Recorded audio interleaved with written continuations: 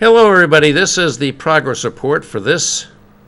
Is this the last Wednesday in August? Wednesday in August. Labor Day is coming right up. Ay, ay, ay. Summer is almost over, folks. Faster, Bob. We are getting older faster. They say when you get to be old enough, and I'm getting there, it's time for breakfast every 15 minutes, and it seems like Jeez, I felt like that for about 5 years, so I'm doomed. And anyway, we are on again, and we hope some of you are with us as we have some inclement weather heading apparently our way, and the summer is just about over, but we have a fine guest to talk to today, and that's Joe Casey, a union guy, and I love to have union guys come on and talk because I think unions are so important to the saving of our democracy, which I do not think is the continuation of democracy in the country is anything like guaranteed anymore. I mean, it's it never was, but it never was. You know, it wasn't it Ben Franklin who, after the Constitutional Convention, said, "What are you giving us, sir?" Because that was a closed door shop thing, and he said, "A republic, if you can keep it." Well, can we keep it? That's a big issue for us right now in this country. And Mike, I just have to mention, today was the due date for my next grandchild to be born in London. I haven't any news, so I guess it maybe hasn't happened. Oh, my God. You must be on pins and needles. I'm on pins and needles. I'm on pins and needles. But you know what they did on the United Kingdom? They staged a coup. They staged a coup. They prorogued the parliament, and they're not bringing it back. Yes, I know exactly what they did. Wasn't that something like what Caesar did in Rome over the Senate? Actually, it's kind of the way it was back in the good old days, when didn't Cromwell prorogue the parliament and became a dictator? That's what I'm talking about. They prorogued the parliament in the United Kingdom. They always do. The mother of democracy. They always do. Parliament always regenerates itself when a new parliament is called. So they do have an interim period called the prorogue, but it's never been extended for so long because there's work to be done. Well, I gotta learn more about it. I mean, the Queen went along. It's not. Well, what's the Queen going to do? Boris Johnson can only suggest it. She doesn't have the power to not do it. She is officially the person that calls the parliament and when. What is she? 90 plus? Oh Lord, that's not fair to be ageist. I'm aged. I can be ageist. I have a problem with the fact that they have a queen at all. I have a real problem with that, being an Irish guy. But seeing as she's there, according to their traditions, she's the one that calls the parliament. She could have put it off until next June. Unbelievable news to me. I mean, can Mike Pence say we're going to? The pendulum swings. We never saw this pendulum swing. We're going to suspend action in one of the houses of Congress for the next 30 days. Well, we've seen that. That's happened. Mitch McConnell suspended action on Merrick Garland. No, he suspends action on certain issues, but to suspend the operation of the whole chamber. What's happened in the Senate in the past 6 months? Didn't they call that a government shutdown? Anyhow, we're getting away from what we wanted to be doing here on this show tonight. And by the way, we love our callers. We love our viewers. We hope many of you will call. 640-3091 is the number, as it always is. And it's a nice rainy night. We're going to get some, I think, much-needed rain at this point. And hurricanes bearing down, hitting Puerto Rico. Labor Day at Disney World is going to be rugged. It's going to be. I shouldn't laugh, but it's going to be rugged. Yeah, you should laugh. But you got me laughing. No, they're going to get clobbered, and Trump is transferring money away from FEMA so that it can go down and build his border wall, which he's saying, do it at all costs, take whatever land you want, I'll pardon you if you violate any rules or regulations or laws. It's a madcap world, Bob. Yeah. It's nuts. By the way, I just want to announce, because I know some people are watching that were expecting this, we thought we were going to have Dan Weeks with us from Revision Energy. He's not available tonight, but we will have him back. And by the way, I just like to promo, we are having at the, sponsored my church, the Unitarian Universalist Church of Manchester, a sustainability energy fair on October 5th, right at the church, with lots of speakers, including Dan Weeks. Lots of tabling and breakout sessions, and good things are happening. I just wanted to promote that a little bit because in Manchester we have got some big important energy issues here in New Hampshire, as well in every other part of the state. And so that's coming up, and I hope you'll make a note of it, and I'll be talking more about that as we go forward into September. But we have our fine guest sitting here. We haven't let him say a word yet. So, Joe, welcome to the Progress Report. We don't believe you've been Glad here to have you before. here. We're glad to have you here, and you're a union guy, and I'd like you to kind of introduce yourself and tell us a little bit about your life and career and how you came to be the union guy you are. What'd you say? You're the international representative for the IBEW. That's my official title. Well, it's a good title. And tell us a little about yourself and what you're up to. So I'm an IBEW guy. I'm an electrician by trade. I just celebrated, I believe, my 36th year with the IBEW.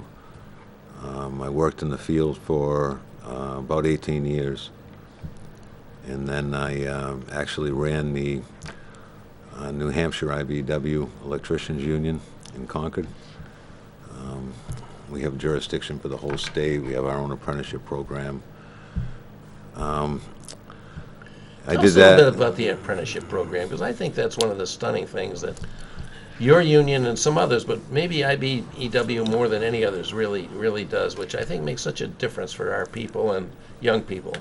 Right. So the apprenticeship for the IBEW in New Hampshire, interestingly enough, my dad was in the first graduating class.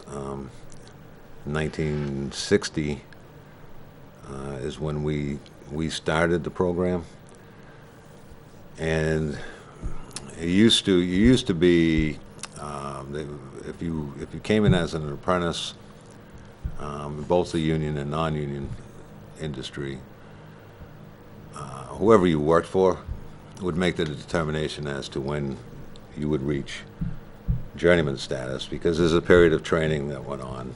And So you go from apprentice to journeyman, right? right, so you go from apprentice, and then when your employer felt that you had acquired the skills to be considered a journeyman, you would become a journeyman and be able to work on your own.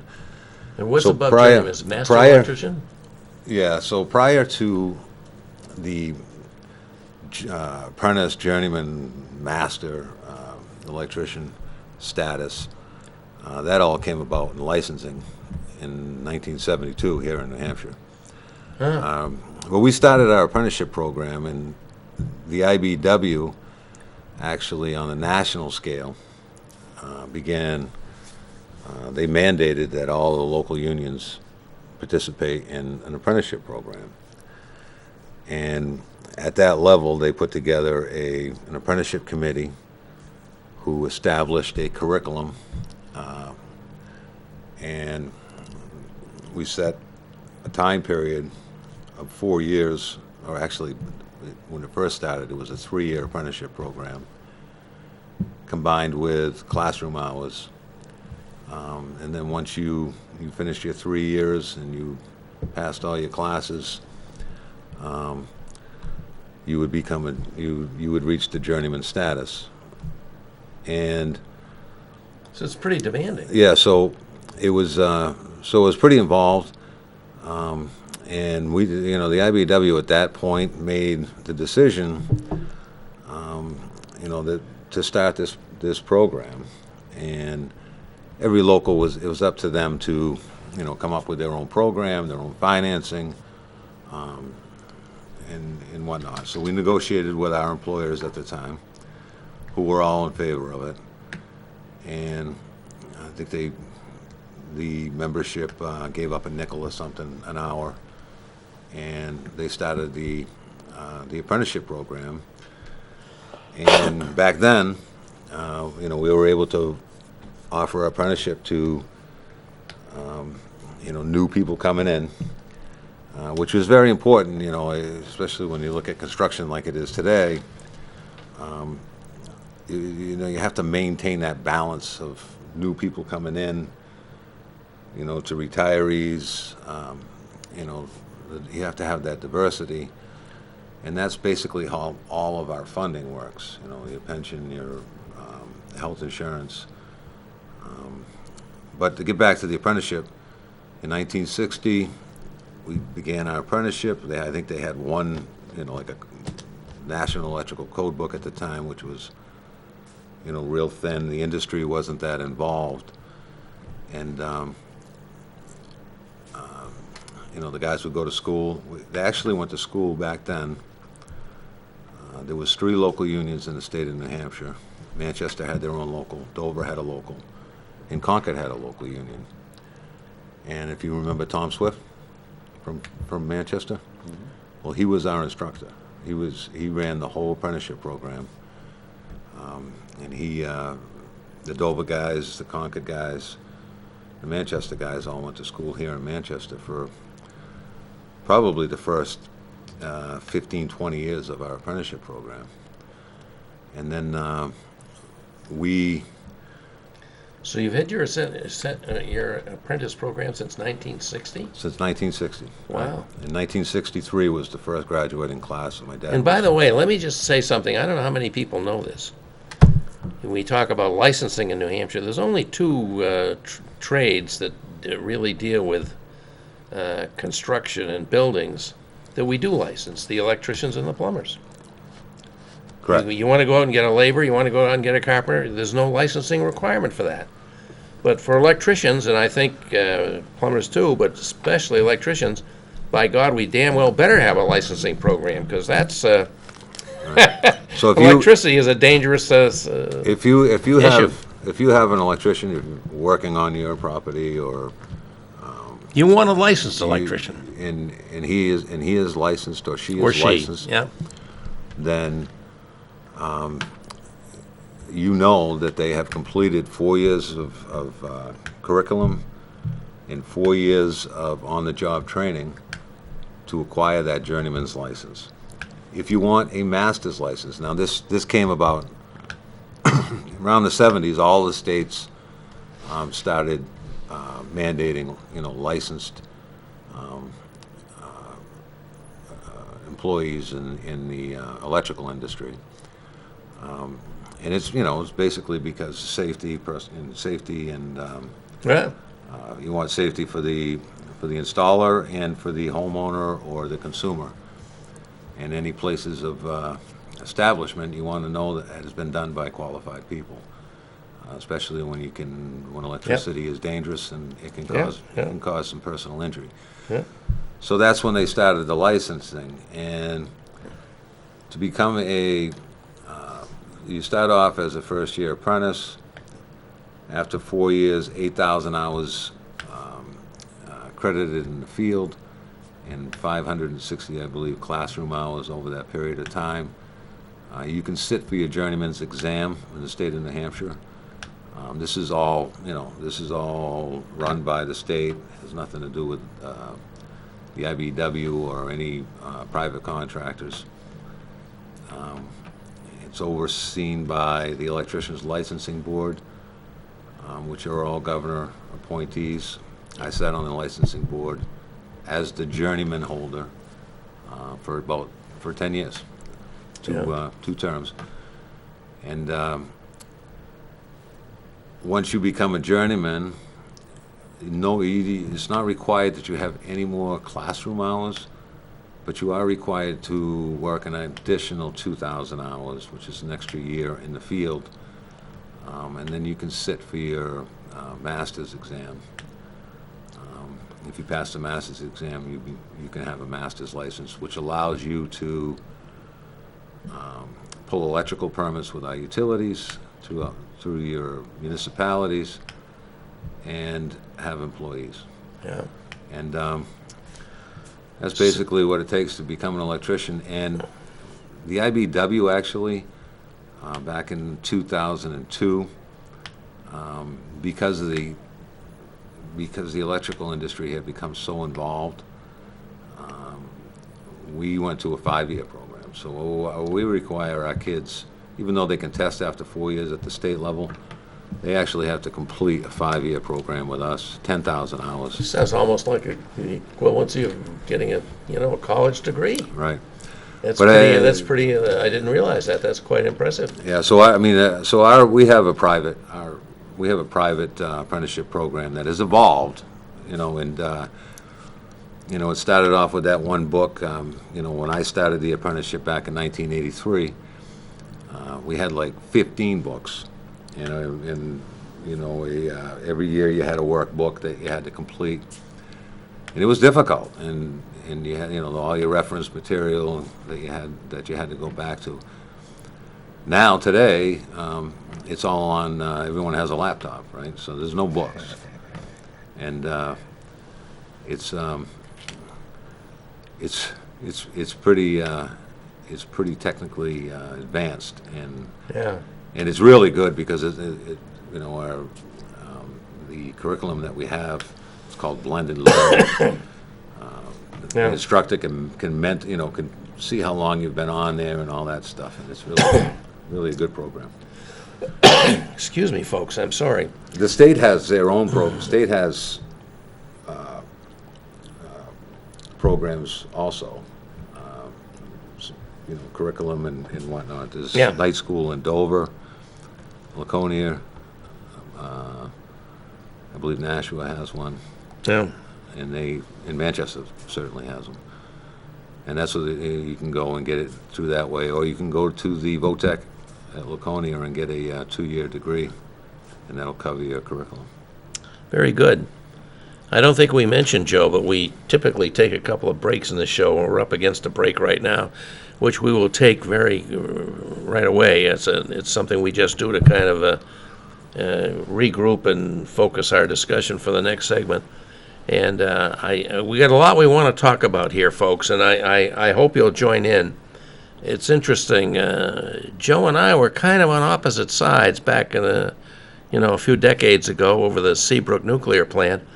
But today, these young people that are coming up to do the apprenticeship program that Joe has so well described, they're wanting to do things for us that are good, I think, in every dimension. I'm talking about developing, solar on our commercial buildings, our residential buildings, and you want a licensed electrician up there to do this for you. You really do. And we're going to want to talk about that. We're also going to want to talk about the net metering bill, which passed by overwhelming majorities in both houses of the General Court, but was vetoed, and we're going to want to talk about that too. So we got a lot coming up, and please join in at 640-3091. We'll be right back.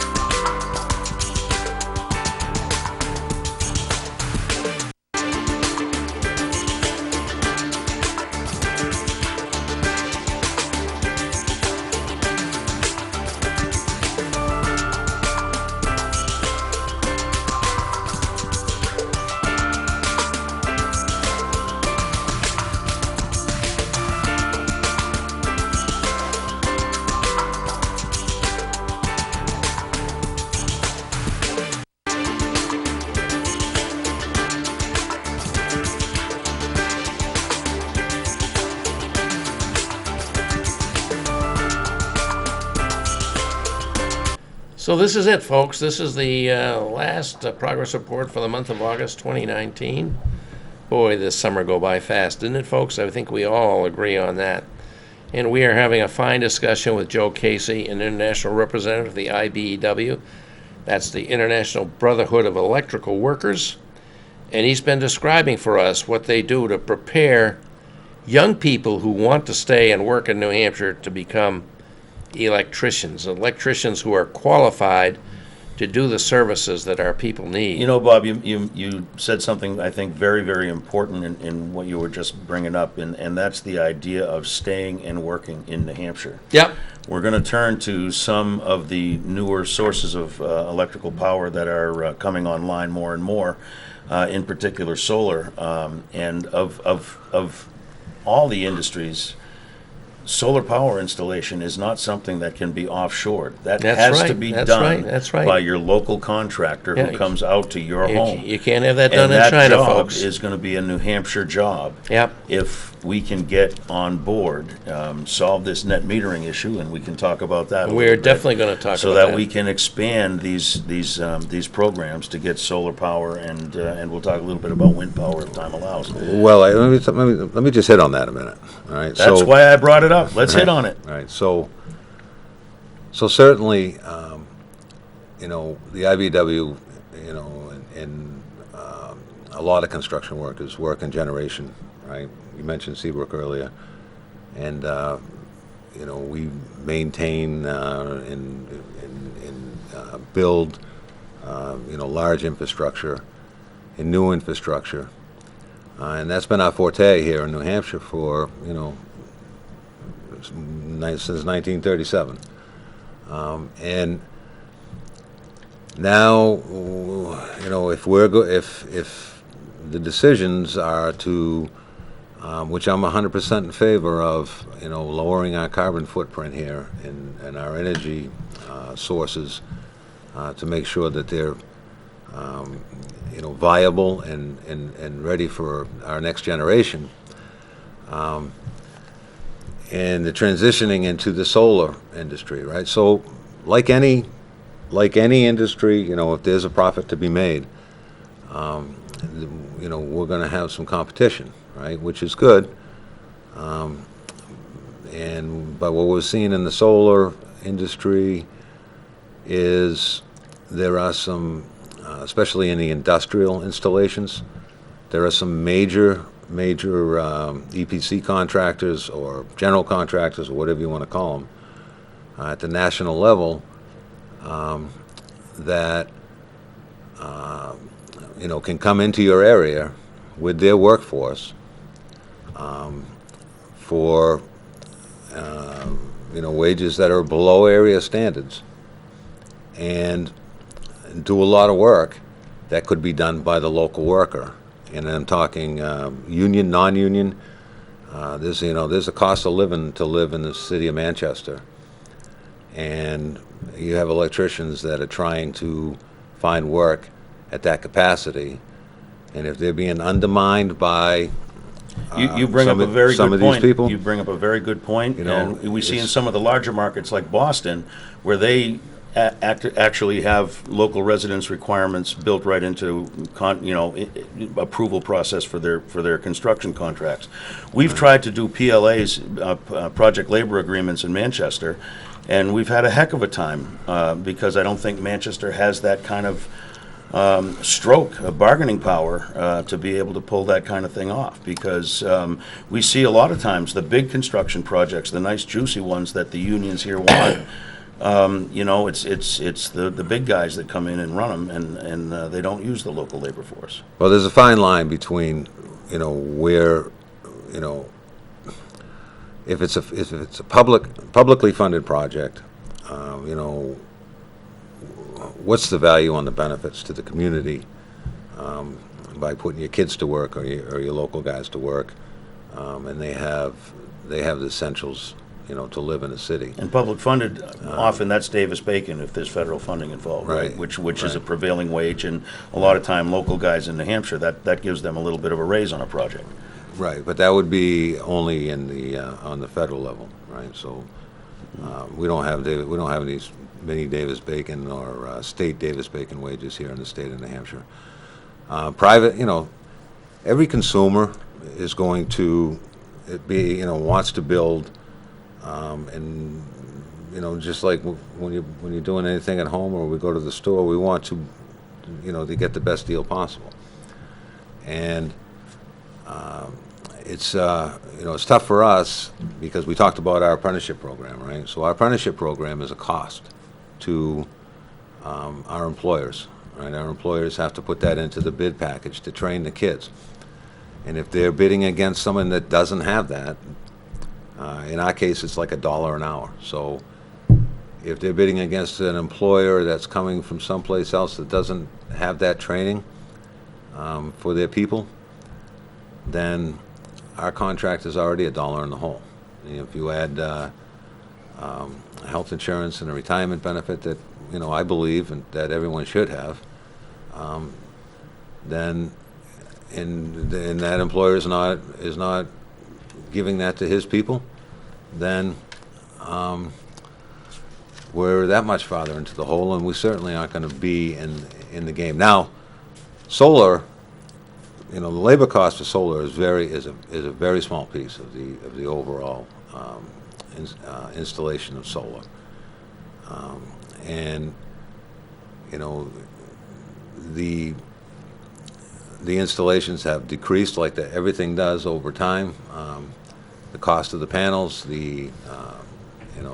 everything that's involved, and certainly the competitive nature of the business in installing them has gotten better. We have a couple of IBEW installers here in New Hampshire that just because of their productivity level, they can compete, with a lot of these people. And then So is most of the solar residential being done with IBEW? No, so we do very little residential because we cannot bring that labor cost into the residential market. I see. On a small project. On a small project. So that's where you really got to concentrate on the industrial and large Right, so scale. we're in industrial and commercial. You talk about Massachusetts, and the job that I have now, I work with developers and trying to get work for the IBEW or business owners or whatnot. I'm the business development department, so I have to deal with a lot of developers and business owners. And down in Massachusetts, in the private industry, and certainly, there's no prevailing wages, or even the city of Boston doesn't have, any provisions on private industry and who they hire. So they can come in with solar installers from wherever. And undermine the community, no problem. And it's tough because you can understand a developer is trying to get the best value for the customer. Sure. So he can maximize his profits. The customer's trying to get the best value for himself, so he can maximize his investment. Quick return on investment. And you have the labor force that's trying to live and work in their community, and it gets pretty tough. And I can understand both points of view, and all sides of it. But if you look at an electrician that was working in, say, Bow Power Plant, right, which is a coal-fired power plant that we have a lot of people that that want to eliminate, and understandably. And if you have IBEW guys, which we do, that work at that plant, and they have been in there for a number of years, and that's put bread on their table, they look at that place a little bit differently than everybody else does. I'm sure. Now, as their jobs as they're eliminating these power plants, like Vermont Yankee been shut down, Pilgrim Nuclear Power Plant down in Massachusetts, right? Couple of coal plants in Massachusetts. That's a lot of jobs that were at one building, and they don't have to compete against all this competition. They're negotiating with the utility or the owner of that plant for good wages and benefits. Now, the theory is that they're going to move into the renewable energy industry, right? But they still live in the community, and they have to learn these. They have to learn these jobs, and they have to learn these trades. Well, let's And- talk. Well, go ahead. And they also have to. Now they're competing against a whole new. I mean, it's a mobile industry. There's hundreds and thousands of developers and installers. And it's job after job And after it's job job. after It's job. not just the one, 20-year Right? gig. And Well, I wanted to talk about one potential which seems to be absolutely enormous and coming on pretty quick, and that's offshore wind development. Right. What do you think that will portend for IBEW folks? Will they be able to make will they be an important part of that development? well, we certainly hope so, right? So now, our southern New England states, Connecticut, Rhode Island, and Massachusetts, have already have passed legislation, part of their 10-year clean energy Yeah. energy. And pact. Eversource has made a major commitment through a subsidiary to do Right. this. And they have, I think Massachusetts is, they started off with 1,600 megawatts of offshore wind. They're like 3,000 now. Up to That's like 3 Seabrooks. Correct. Connecticut and Rhode Island are following suit. Yeah. And their proximity, so what happened is the federal government, over a number of years, have researched these areas, which is actually 12 miles off of the Vineyard, its closest land point in the ocean. It's out in federal waters. Right. They have these leased areas out Right. there, and they put these leased areas out for auction to these developers. The developers come in and they bid, win that Yep. auction Yep. piece. Right now, they still have to win the RFP in the New England states that they want to build their wind farms at. Well, they're going to need electricians. Right. So there's a different issue here. Right. So because of the industry has been dominated by the Europeans for so long. Yep. Right?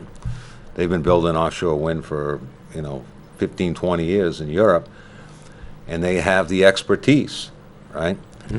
And the factories to build In the factory, equipment. and they're building turbines over there. And Yeah, we need to get in line. we need to start get moving. We ought to move ahead on this. And we have to be very careful that every one of these, our utility, Eversource, they partnered up with this company Ørsted, who's from Europe. Every one of them has a European partner because of the expertise. Yeah, Right. they're ahead of us, no question. Right, so, we also have to learn how to do this work here. And Yep. that can't be undermined by, we're gonna build it as cheap as we can with the experienced workers that we have, and lose that total industry to the European worker. Yep. I've Let's seen look a at our. couple studies Let's look on at it. our. Let's see if we got our caller still with us. Robert, are you with us?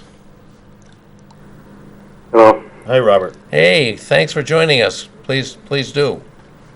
Go right ahead. Yeah, this is directed to Joe. I'm a retiree from 490. I hope you don't recognize my voice because I want to choose to remain anonymous. But anyway, the topic is this. Both New Hampshire and Massachusetts have decided that it takes a license to install solar. So I need for you to address the issue of people coming in from out of state, and a bunch of laborers do most of the work, and to the detriment of the electrical industry. Be it union or non-union, it's irrelevant. Okay, these people are taking our jobs away from us. So would you please address that? Thank you. Thank you for the call. It's a That's good question. a good question. And let me see if I can understand it. The first part of the project, I guess, is physically getting these things up on a roof or wherever they're going to be, the laborers do that work, and an electrician comes in at the last minute, just signs off on the work. Is that what he's talking about? Right, so, every state has their licensing laws, right? And they made a determination on who can install solar and who cannot, right? And I happen to be on the Electricians Licensing Board during this fight, which ultimately ended up in the hands of the legislature, not the licensing board. Our state legislature, made the final decision on, who should be installing, solar. Massachusetts, same thing, right? So if you take a look at Vermont decided that any solar installations were exempt from licensing, right? So this is all the PV, all the rack and rail, as they call it, all the steel, all the panels and everything like that. They made the decision that could be done by laborers. Really? And yeah, so Kinda shocked so by that's that. that's an attempt to get as much solar as you can. But that's who they have installing that in Vermont. And real quick, if you take a look at Vermont, right, who had Vernon, VY, Vermont Yankee, right? They made the decision to close that place down, or the actual operator decided that it wasn't worth continuing operations, right? So all those people lost their jobs. There's no requirements for the Plymouth. new industry, right? Solar industry for electricians or anything like that. They built a 25 megawatt system up in Ludlow, Vermont, and this EPC contractor from the Midwest came out. He brought 300 guys with him. They built the whole thing, and nobody in Vermont, other than wherever they stayed, made out in the deal, right? So you come to New Hampshire, and we studied this pretty good, Bob, and you were on the committee, that made this determination. And what the actual law is, Bob, here in New Hampshire is if the installation falls under our electrician's law, right, 319C, and requires electrical knowledge, then the installation will be done by an electrician. So if you can have a metal framed system, right, which the whole frame has to be in accordance with Article 250 of our National Electrical Code, which requires the knowledge, the theory, and everything from that the electrician has learned over the years. Well, you certainly can't have a laborer installing that and knowing what he's looking for to keep the integrity of that system where it has to be. And it can be very dangerous because these are generating panels, DC generating panels, that if the system is not grounded properly, if this is if it's not installed to spec and by the National Electrical Code, there's all kinds of potential for someone to get hurt off one of those systems. Absolutely agree. Especially, Absolutely.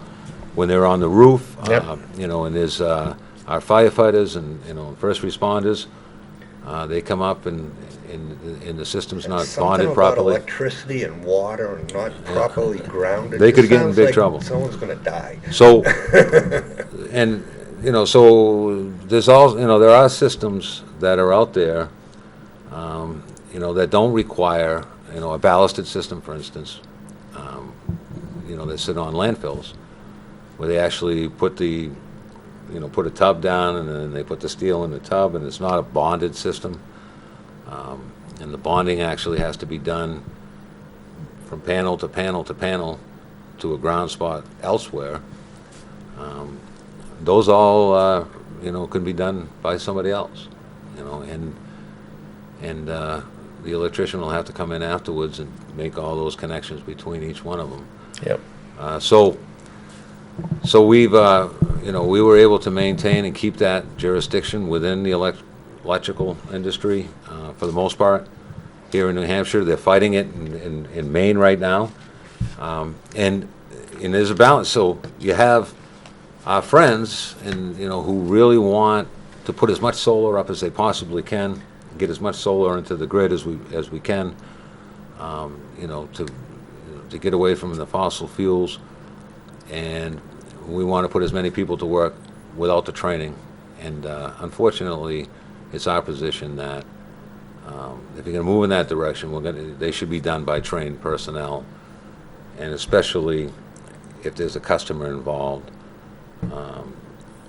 Here in New Hampshire, they should be requiring electrical licenses for that part of the installation. There's all kinds of jobs that are in the solar industry that Yeah, there's a lot of work not- that needs to be done that doesn't require a lot an of civil work. electrical, There's a lot of work license. by other people. So. Yeah. I got a couple questions for the two Well, of you, actually. Rick, we're being told it's time for our break, so you want to save them, we'll come back after our final and second break is our final break, which we're up against right now. Then when we come back, we're going to want to talk more about this whole transformation of the IBEW from mostly centralized projects to the decentralized electric system we seem to move forward, which they seem to still have a very critical role in. And we're going to want to talk about the net metering bill, which is it's passed by good margins in both the House and the Senate, but it was vetoed, and the veto override will be coming up on September 18th or maybe September 19th. Yeah, and that, One of those that 2 days. caps the work that can be done, correct? That, I mean, that without Yep. taking off the, I often wondered why it had to be capped. Maybe we can Yeah, talk about we're that. gonna have a major fight over the veto override on House Bill 365, which is the net metering bill, in which so many of our communities, including Manchester, many of our businesses, will be very interested to see if we can accomplish this override to incentivize the growth of renewable energy in New Hampshire. We'll be right back.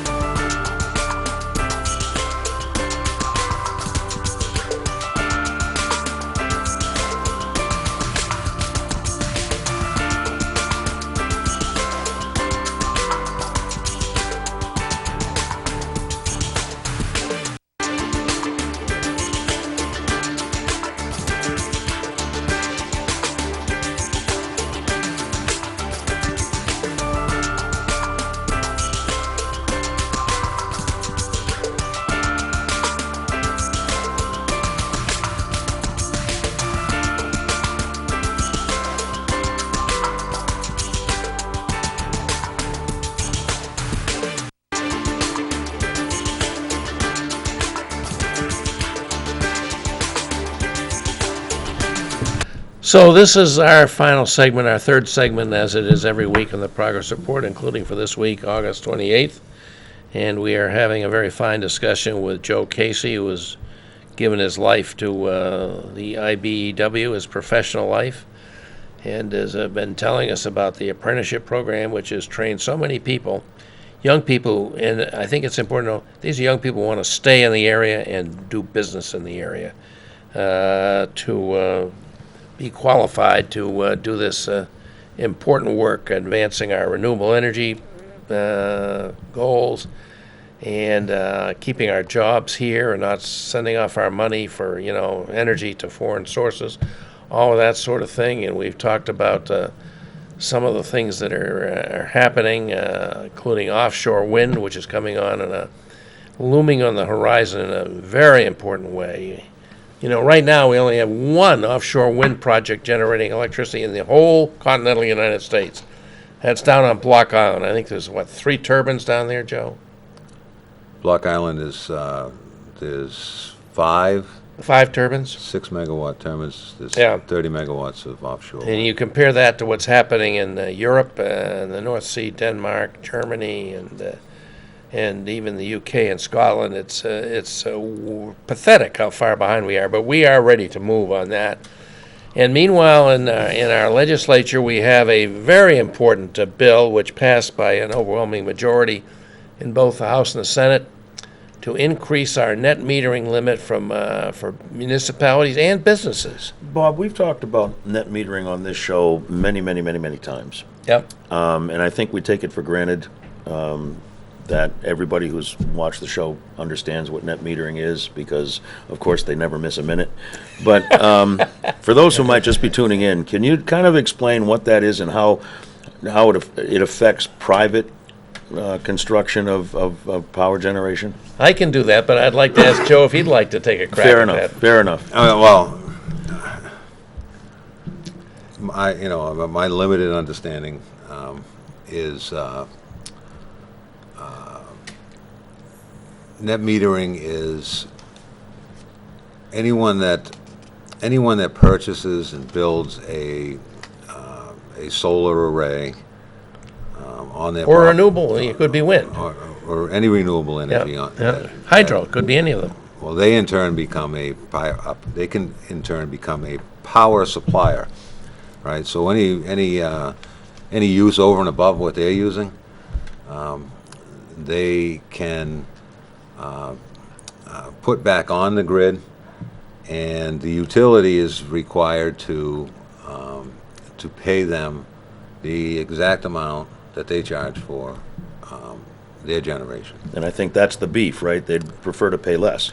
Well, the beef is they, and there's some truth to it. I mean, they have a lot of extra costs that's added into,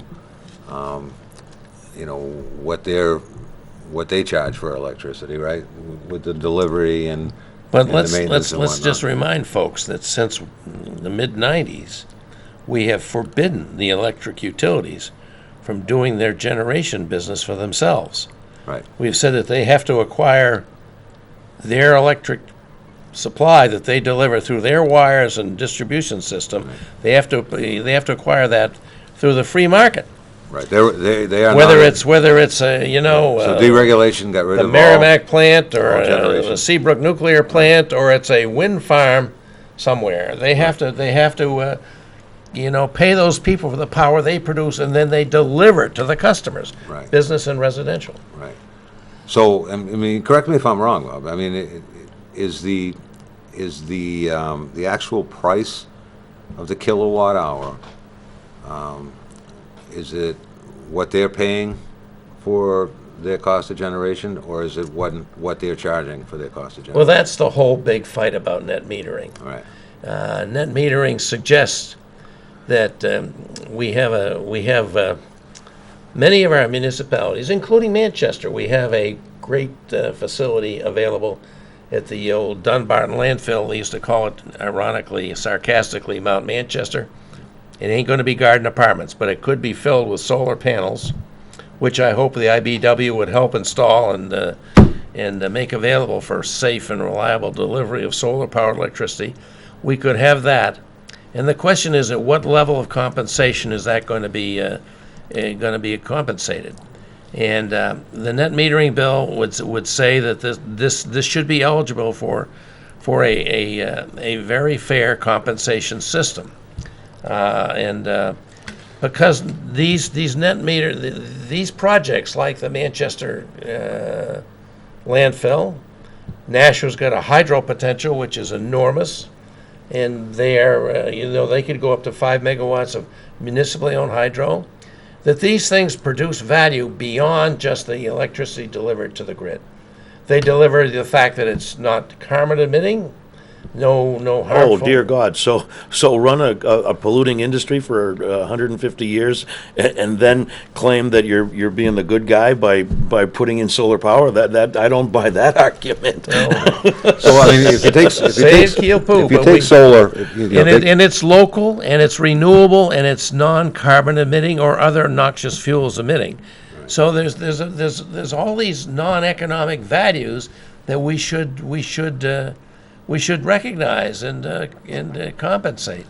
Now the argument is that this all shifts some of the costs for the distribution system to other customers, but the PUC has specifically found that so far in New Hampshire, where this whole penetration is pretty de minimis, that's really not happening. So we are very, very confident that this net metering bill will do a lot of things.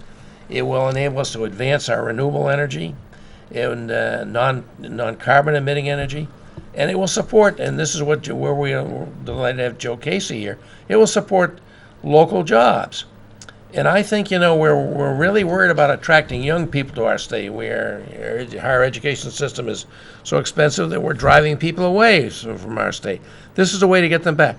Because I think, Joe, and I bet you see this in your apprenticeship program, these are the kind of jobs that our young people want to do. They feel good about, developing solar, because they know it's a more benign for our planet's future. And a very important part of the economic development piece of any new infrastructure, right?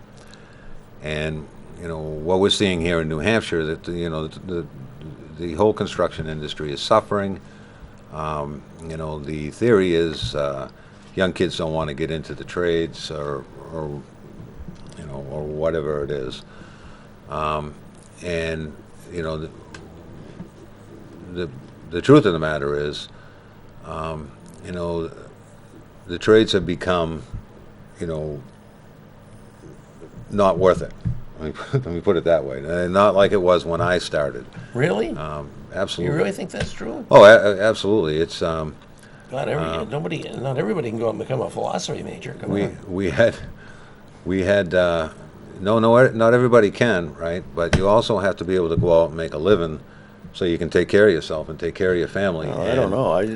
If you look at You the can New make a Hampshire- darn good living working for the IBEW, working for the Iron Workers Local 7, benefits, pension, as long as you're put to work, you work 2,000 hours, you're gonna do very well. All right. So the construction industry here in New Hampshire, and I lived it, right, for the last 30-something years.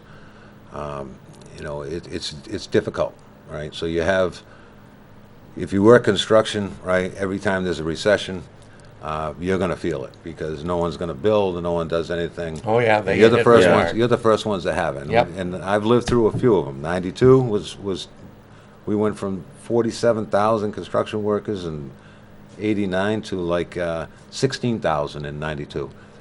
Right. Oh, when wait, you everything live dried up that, in when 08. you live that, and you go to 2001, it was another one.